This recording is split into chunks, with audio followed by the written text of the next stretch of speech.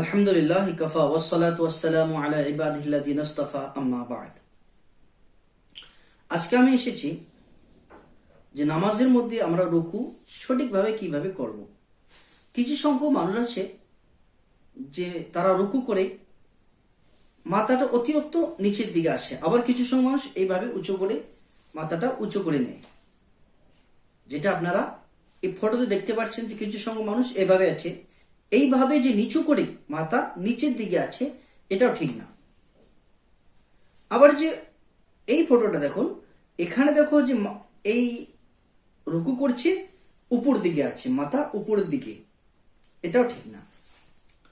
তাহলে আমরা পিঠ এবং মাথা এইভাবে বরাবর করে রাখতে হবে, যাতে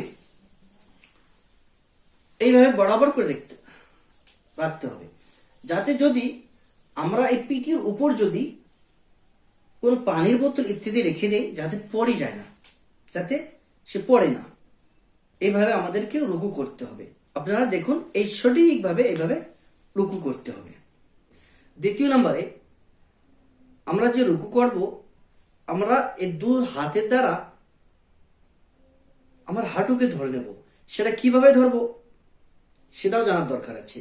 তা দেখুন, হাতকে এইভাবে ধরা যাবে না যে আপনি ফটোটা দেখছেন যে হাত তার ভিতর পাকে ধরিয়েছেন, হাঁটুর ভিতর দিকে হাত, উঙ্গলিগুলি ভিতর দিকে আছে,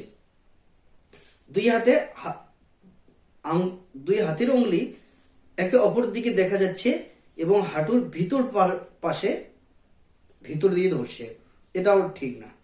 এবার এই ফটোতে দেখুন যে এই ব্যক্তি তার রুকুর সময় হাতকে বাইরে পাশে, উঙ্গলিগুলো তার হাঁটুর বাইরে পাশে দিয়েছেন, এটাও ঠিক না।